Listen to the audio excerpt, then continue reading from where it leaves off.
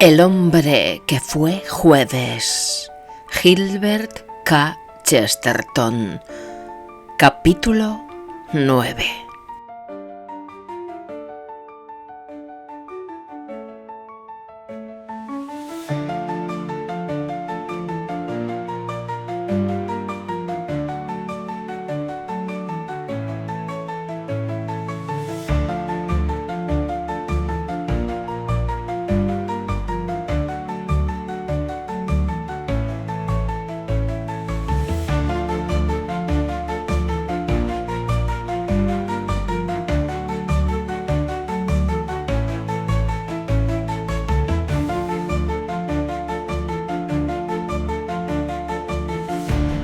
El hombre de las gafas.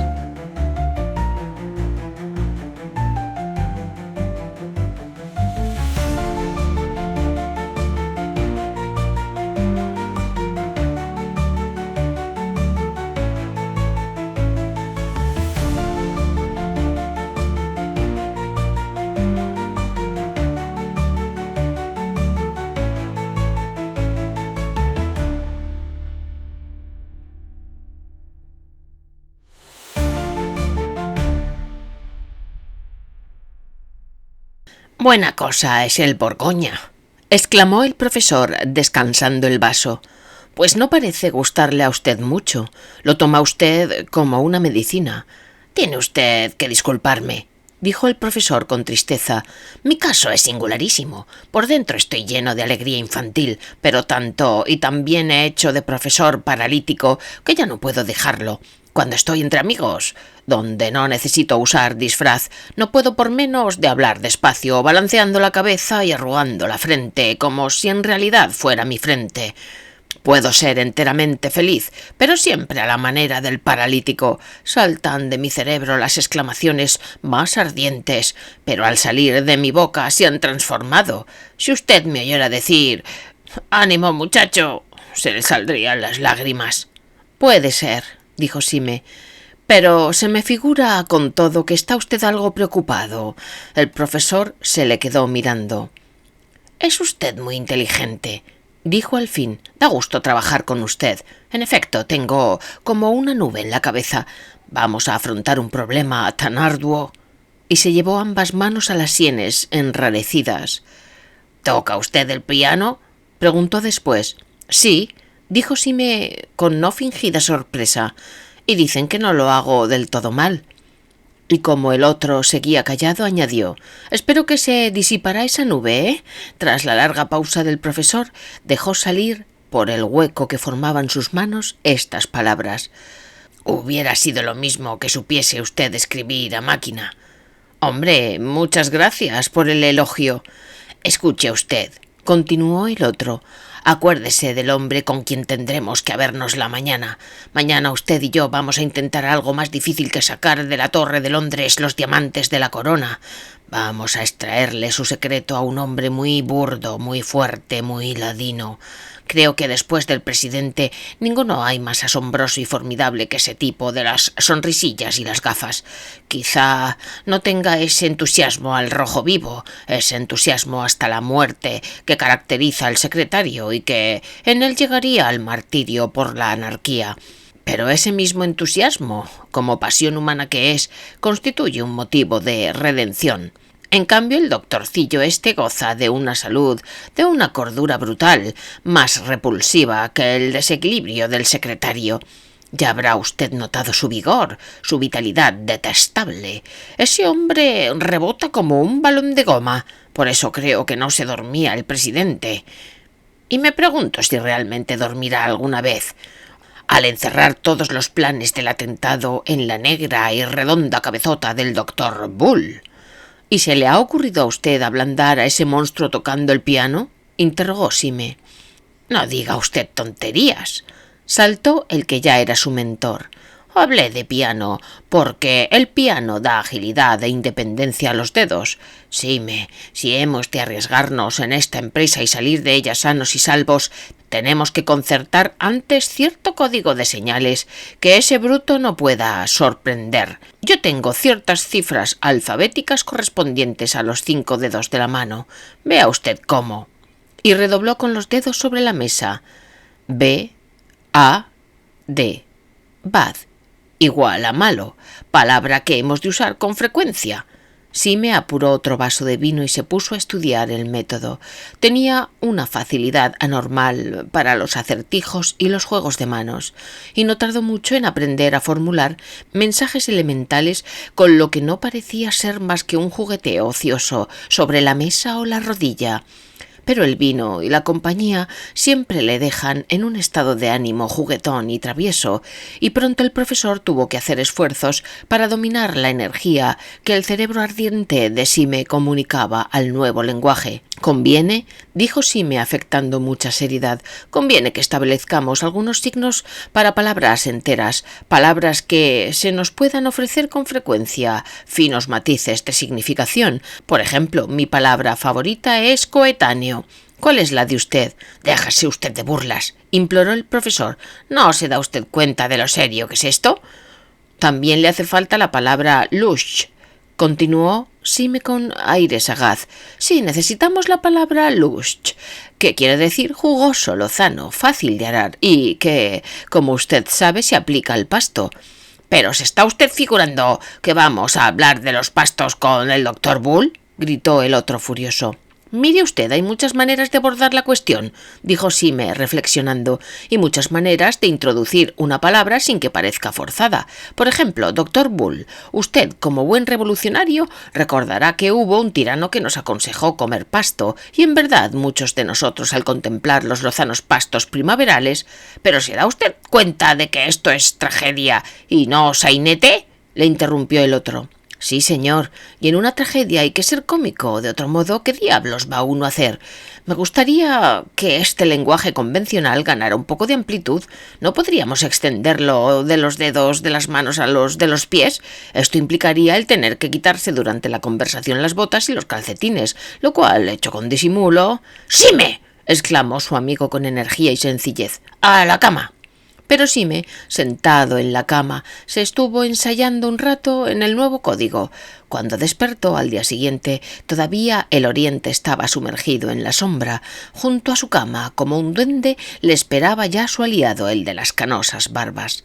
Sime se incorporó parpadeando, recobró poco a poco la conciencia de su situación y, arrojando al fin los cobertores, saltó de la cama, y le pareció, por singular caso, que con la ropa de la cama había apartado de sí toda la alegre seguridad, toda la sociabilidad de la noche anterior, y que se quedaba como en mitad del aire, frío y desamparado, expuesto al peligro. Con todo, su fe, su lealtad para con el compañero no habían disminuido un punto, pero era como una confianza entre dos hermanos de patíbulo.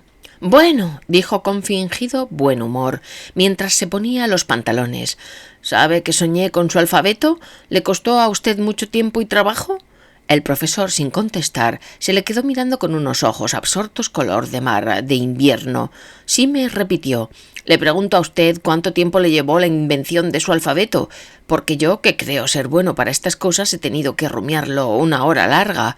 ¿Y aprendió usted a usarlo al instante?». El profesor seguía mudo, absortos los ojos, absorta y cuajada la sonrisa en el rostro. «¿Que cuánto tiempo le costó a usted?». Y el profesor, inmóvil. «¡Demonio de hombre! ¿Quiere usted contestarme?», gritó Sime con una furia que mal encubría su vago terror. El profesor podría o no contestarle. Ello es que no le contestó. Sime se quedó contemplando, extrañado, aquella cara pálida y apergaminada, aquellos ojos azules y opacos. Lo primero que se le ocurrió fue que el profesor se había vuelto loco, pero después pensó algo todavía peor. Después de todo, ¿qué sabía él de aquella extraña criatura cuya amistad había aceptado sin reflexionarlo siquiera? ¿Qué sabía de cierto sobre aquel hombre, fuera de que había asistido al almuerzo de los anarquistas y le había contado unas historias absurdas?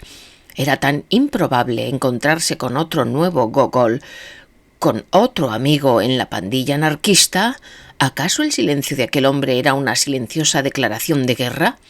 La expectación adamantina de aquellos ojos no era como la siniestra sonrisa de un triple traidor al dar el cambiazo definitivo, y aguzó los oídos, estático en medio de aquel silencio terrible.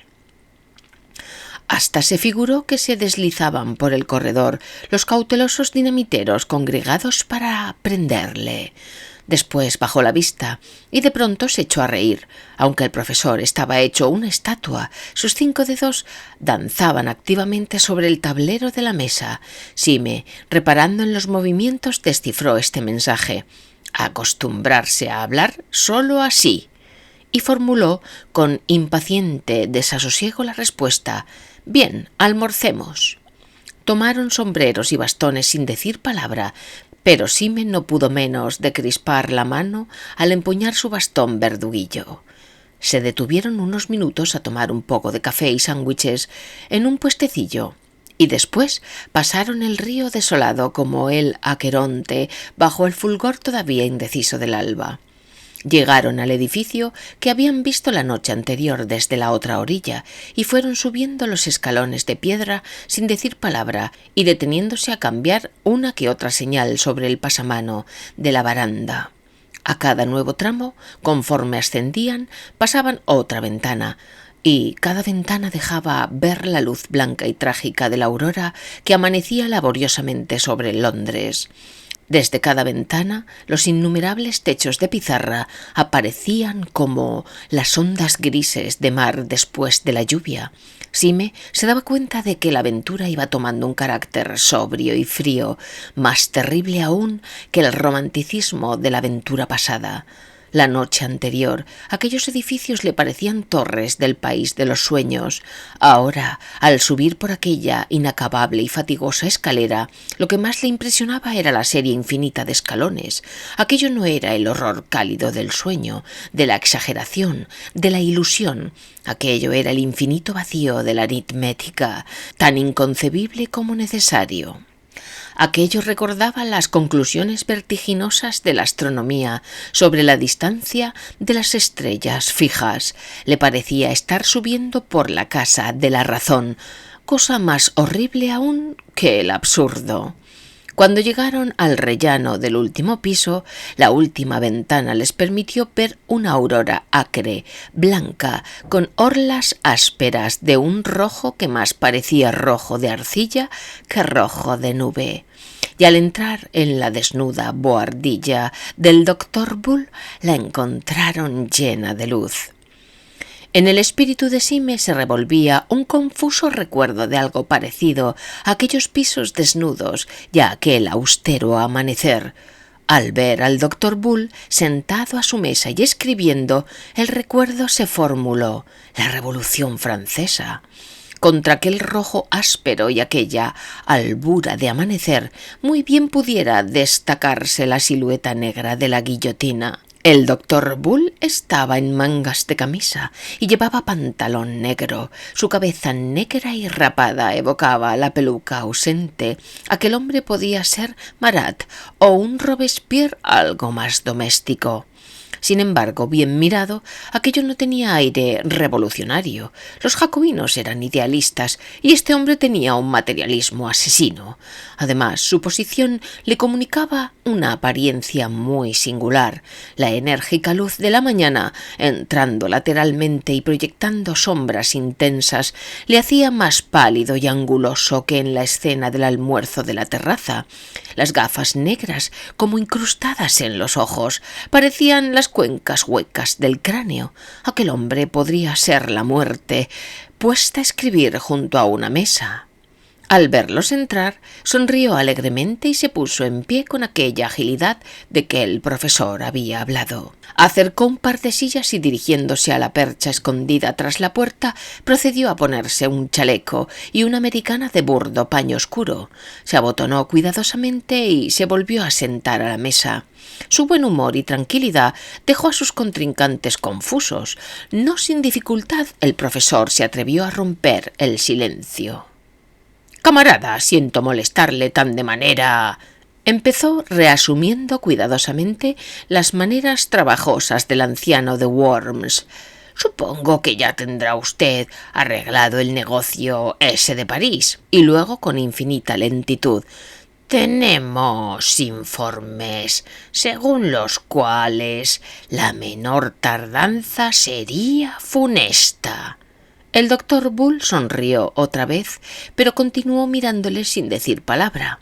El profesor, haciendo una pausa después de cada palabra, continuó: le ruego a usted que no se extrañe de esta intromisión tan intempestiva.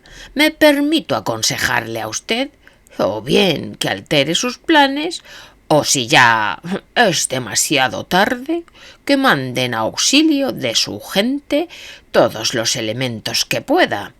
El camarada Sime y yo hemos tenido una experiencia que sería muy larga de contarle a usted, sobre todo si hemos de obrar de acuerdo con lo que ella aconseja. Sin embargo, voy a contársela en todos sus detalles, aun a riesgo de perder mucho tiempo, si es que usted lo juzga indispensable para el entendimiento de la cuestión que nos proponemos discutir. Trataba de alargar sus frases, procurando que tardara de un modo intolerable a fin de desesperar al práctico doctor Z y obligarlo a estallar de alguna manera para ver si soltaba prenda. Pero el doctor Z continuaba sonriendo y el monólogo era para el otro una verdadera cuesta arriba. Sime comenzó a sentirse enfermo. La sonrisa y el mutismo del doctor no se parecían al silencio cataléptico que media hora antes se había apoderado del falso profesor. En las ridiculeces y patrañas de éste había siempre un elemento grotesco y pueril. Sime recordaba los miedos que con él había pasado el día anterior, como se recuerda haber tenido miedo al coco en la infancia, pero ahora estaban a pleno día, ante un hombre sano y robusto, que nada tenía de extraordinario fuera de aquellas odiosas gafas, y que, en vez de mirarlos con furia o con sorna, los consideraba con una sonrisa inalterable, sin decir palabra. Realidad tan sobria era, a fuerza de serlo insoportable. A la luz creciente de la mañana, los matices de la tez del doctor, de la tela de su traje, parecían también crecer de un modo increíble, adquiriendo esa desmedida importancia que tienen en las novelas realistas. Pero su sonrisa seguía tenue, la inclinación de su cabeza cortés, solo era inquietante su silencio. «Como acabo, pues, de decirle», continuó el profesor, con esfuerzo semejante al del que tiene que abrirse camino por entre la arena pesada, «el incidente que nos ha ocurrido, determinándonos a inquirir la suerte del marqués, es de tal naturaleza que, sin duda, preferiría usted conocerlo. Pero como más bien que a mí le aconteció al camarada Sime». Sus palabras se arrastraban como las palabras de una antífona, pero Sime, que estaba en acecho, vio que los largos dedos de su amigo redoblaban nerviosamente sobre el borde de aquella mesa desvencijada y leyó en ellos este mensaje: «Ayúdeme, que se me acaba».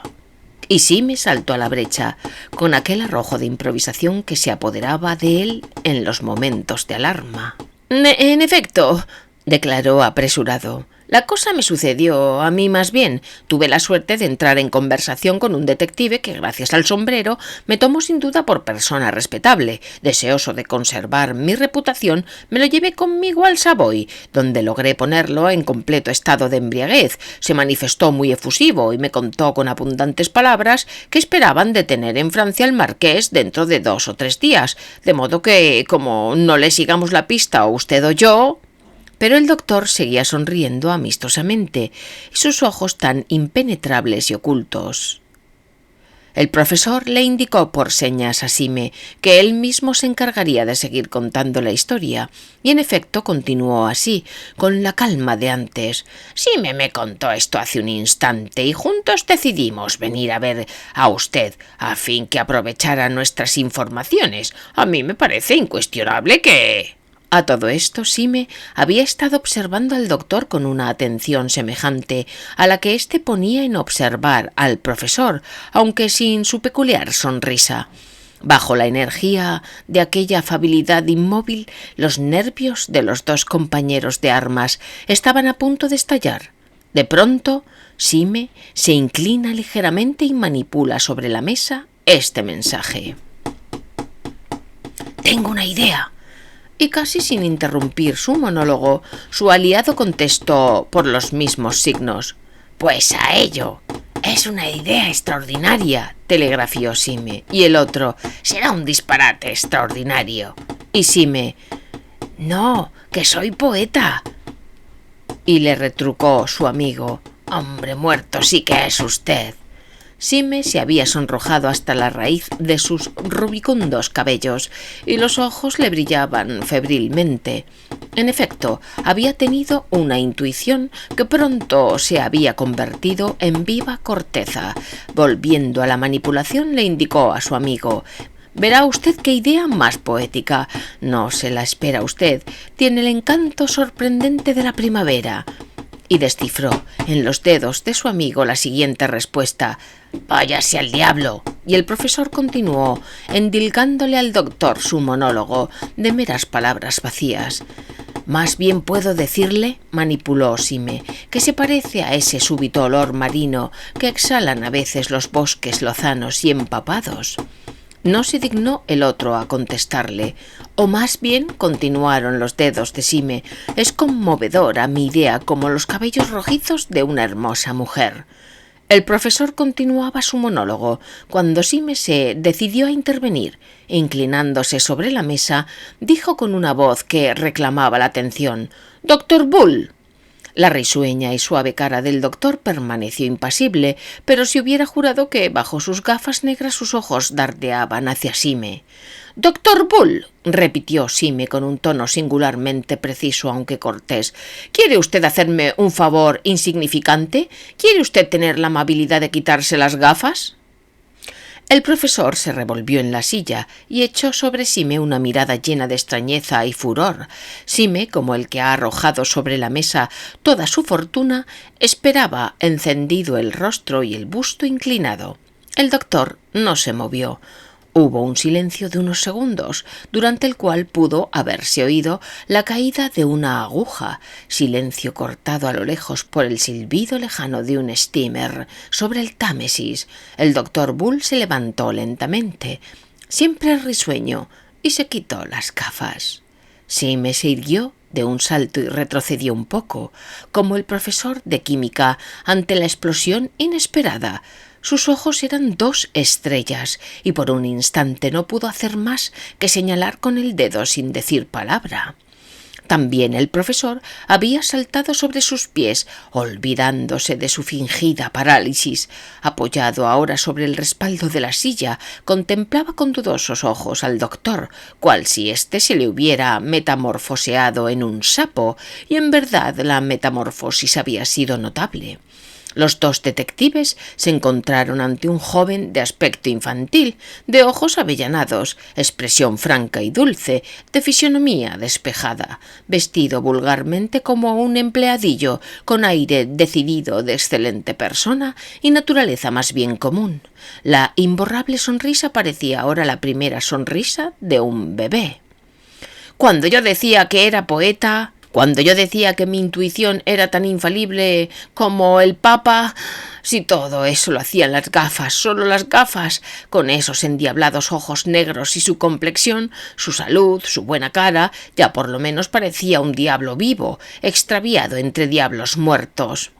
«En efecto», asintió el profesor vacilante, «la diferencia es notable, pero para volver al proyecto del doctor Bull». «Al diablo con el proyecto», rugió Sime fuera de sí. «Mírelo, fíjese usted en su cara. Vea usted ese cuello, vea usted esas honradísimas botas. ¿Cómo va usted a creer que eso es un anarquista?» «¡Sime!», gritó el otro, agonizante de miedo. «Por Dios», dijo Sime, «yo corro con el riesgo. Doctor Bull, yo soy un agente de policía». «He aquí mi tarjeta», y arrojó la cartulina azul sobre la mesa. El profesor, aunque seguro de que todo estaba perdido, fue leal. Sacó su tarjeta y la puso al lado de la otra. ¿Qué hizo entonces el tercer personaje? Soltar una enorme risotada, y por primera vez durante aquella matinal entrevista dejó oír su voz. «Chicos, estoy verdaderamente encantado de esta visita matinal», dijo con un desembarazo de escolar, «porque así podremos embarcar juntos para Francia. Sí, yo también estoy en el servicio». Y diciendo esto, por cumplir con la forma, les mostró su tarjeta. Tomó un sombrero hongo, se caló de nuevo las gafas diabólicas y se adelantó con tal rapidez hacia la puerta que los otros le siguieron instintivamente. Sime parecía algo azorado al cruzar la puerta, dio con el bastón en las piernas del corredor, haciéndolo sonar. «¡Dios poderoso!», exclamó, «de modo que había más condenados detectives que condenados dinamiteros en aquel condenado consejo. Hubiéramos podido librar batalla», dijo Bull. «Éramos 4 contra 3». El profesor bajaba delante de ellos. Su voz llegó a ellos desde abajo. «No, no éramos 4 contra 3. No teníamos esa suerte. Éramos 4 contra 1». Siguieron bajando en silencio. El joven Bull, con la sencilla cortesía que le caracterizaba, insistía en ceder el paso a los otros, pero ya en la calle su robusto paso lo arrastró inconscientemente e iba delante de los demás, rumbo a una oficina del ferrocarril, hablándoles por encima del hombro. «Da gusto encontrarse con amigos de la profesión. Estaba yo medio muerto de miedo al sentirme solo. Estuve a punto de darle un abrazo a Gogol, lo cual no hubiera sido muy prudente. Supongo que no se reirán ustedes de mis temores». Como que el miedo que yo tenía parecían atizarlo todos los diablos del infierno, dijo Sime, «pero el peor de todos era usted con sus infernales anteojos». El joven, riendo de muy buena gana, le contestó: «¿Verdad que era un acierto? Una cosa tan sencilla. La idea no fue mía. Yo no hubiera sido capaz. Vean ustedes. Yo quería entrar en el servicio, especialmente como antidinamitero, pero para eso hacía falta disfrazarse de dinamitero, y todos juraban que yo no lo lograría nunca. Aseguraban que hasta mi paso era respetable y que, visto de espaldas, me parecía la Constitución inglesa, que tenía yo un aspecto muy saludable, muy optimista, muy confiado y benévolo. Me ponían en Scotland Yard 1000 apodos. Me decían que, si hubiera yo sido criminal, habría hecho mi fortuna, con solo mi aspecto de persona honrada. Pero que, dada mi desgracia de ser hombre honrado, no habría la menor esperanza de que pudiera yo servirles de algo disfrazado de criminal. Al fin me llevaron un día con un jefe que ha de ser persona importante, digo yo, hombre de cabeza superior. Le contaron mi caso desesperado. Uno propuso ocultar la jovialidad de mi sonrisa con unas barbas, otro aseguró que pintado de negro parecería un negro anarquista, pero el señor aquel salió de repente con una ocurrencia extraordinaria. «Unas gafas ahumadas lo harán bueno», dijo. «Ya veis que ahora parece un chico de oficina, de carácter angelical. Ponedle un par de anteojos negros y será el terror de los niños». Y así fue por San Jorge. Una vez ocultos los ojos, todo lo demás, sonrisa, lomos fornidos, cabellos cortos, todo contribuyó a darme un aspecto infernal, tan sencillo como un milagro, pero eso no fue lo más milagroso. Hay algo más asombroso todavía. Cuando lo pienso me da vueltas la cabeza. «¿Y qué es?», preguntó. «Voy a decírselo a usted», contestó el de las gafas. Este personaje de la policía, que a tal punto comprendió los rasgos de mi persona y adivinó cómo sentarían las gafas con mis cabellos rapados y hasta con mis calcetines, ese hombre, Dios poderoso, ese hombre ni siquiera me vio». Los ojos de Sime relampaguearon. «¿Y cómo puede ser? ¿No dice usted que habló con él?». «Así fue, en efecto», dijo Bull con vivacidad, «pero hablamos en un cuarto más oscuro que un sótano. No se lo figuraba usted, ¿verdad?». «Verdaderamente es inconcebible», dijo Sime con gravedad. «Sí, la idea no deja de ser nueva», observó el profesor. El nuevo aliado era un huracán en materia de cosas prácticas. En la oficina de informaciones preguntó con brevedad de hombre de negocios las horas de salida de trenes para Dover. Obtenidos los informes, hizo entrar a todos en un coche y antes de que hubieran podido percatarse, ya los había instalado en el asiento del ferrocarril y antes de poder charlar a sus anchas ya estaban a bordo del bote para Calais. Ya tenía yo decidido almorzar en Francia. Me alegro de almorzar ahora en buena compañía. Comprenderán ustedes que no puedo menos de mandar por ahí al marqués con su bomba, porque el presidente no aparta los ojos de mí, aunque Dios sabe cómo. Algún día les contaré algo de esto.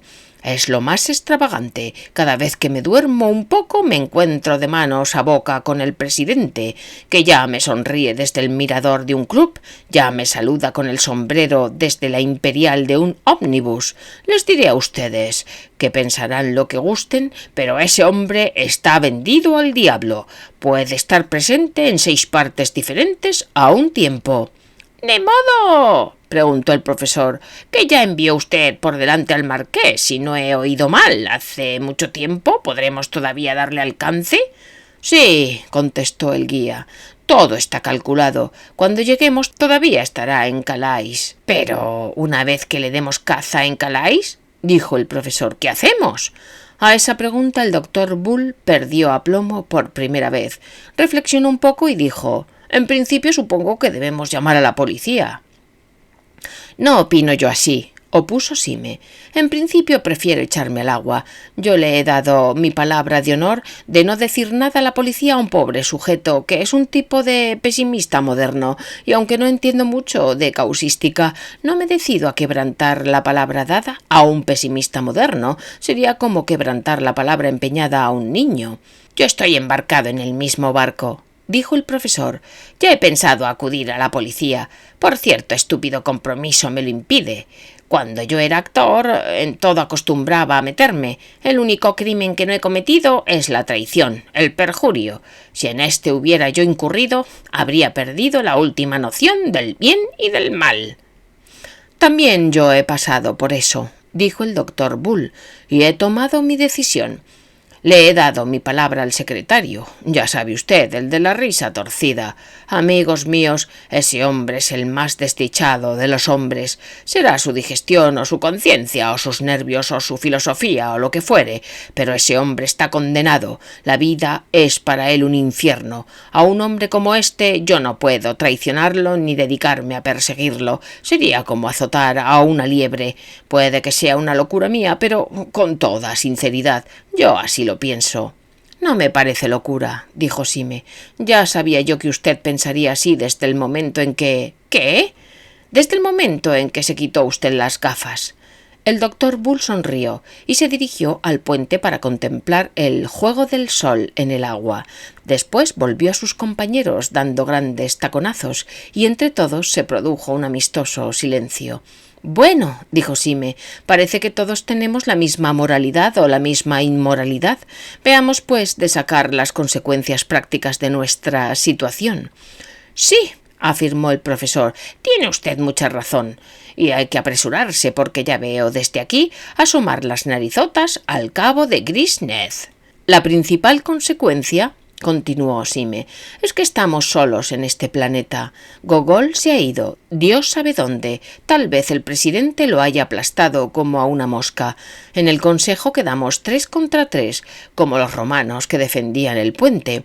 Pero estamos peor que los contrarios porque, en primer lugar, ellos pueden apelar a su organización y nosotros no. Y en segundo lugar, porque uno de esos 3 contrarios, dijo el profesor, no es un hombre. Sime asintió y calló por breves instantes. Después dijo: «He aquí lo que se me ocurre. Hagamos lo posible para retener al marqués en Calais hasta mañana a mediodía. Ya he examinado para mí más de 20 planes distintos. No podemos denunciarlo como dinamitero. Esto queda entendido. Tampoco hacerlo prender por cualquier cargo insignificante, porque tendríamos que aparecer en el pleito. Él nos conoce y se olería algo. Tampoco podemos inmovilizarlo bajo pretextos de trabajos anarquistas. Por muchas tragaderas que tenga, no se tragaría lo de quedarse en Calais mientras que el zar pasea sano y salvo en París. Podríamos intentar secuestrarlo y encerrarlo nosotros mismos, pero es aquí muy conocido. Cuenta con una verdadera guardia de corps entre sus amigos. Es un hombre fuerte y valeroso y el éxito no sería seguro. No veo más que aprovechar las mismas circunstancias que favorecen al marqués. Quiero aprovecharme del hecho de que tiene muchos amigos y frecuenta la mejor sociedad. —¿Qué diablos está usted diciendo? —exclamó el profesor. La familia de los Simes, continuó Sime, aparece mencionada por primera vez en el siglo XIV. Según cierta tradición, uno de ellos fue Bannockburn, en el séquito de Bruce. A partir de 1350, nuestro árbol genealógico está bien establecido. —Se ha vuelto loco —dijo el doctor Zete sorprendido. Nuestras armas, continuó Sime imperturbable, son cheurrón de Gals en campo de plata, con 3 cruces flordeliseadas. La divisa es variable. El profesor cogió brutalmente a Sime por la solapa. —Ya estamos para desembarcar —le dijo—. ¿Está usted mareado o haciendo chistes inoportunos? Sime contestó sin desconcertarse. Mis observaciones tienen un sentido práctico casi doloroso. La casa de San Eustaquio también es muy antigua. El marqués no puede negar que yo sea un gentleman, y para poner fuera de discusión este asunto, me propongo a la primera oportunidad arrancarle el sombrero de la cabeza, pero hemos llegado al puerto. Desembarcaron deslumbrados por el resplandor del sol. Sime hacía ahora de guía, como Bull lo había hecho en Londres. Llevó a sus amigos a lo largo de una avenida que recorre la playa hasta unos cafés que, escondidos entre la verdura, dominan la marina. Sime caminaba delante con aire fanfarrón y blandiendo el bastón como si fuera una espada. Se proponía llegar hasta el último café, pero se detuvo súbitamente. Impuso silencio con un gesto. Su dedo enguantado señaló una mesa donde, bajo la espesura del follaje, estaba sentado el marqués de San Eustaquio. Sus dientes blancos brillaban entre la barba espesa y negra, su cara morena y audaz, matizada por un ligero sombrero de paja, resaltaba sobre el mar violeta.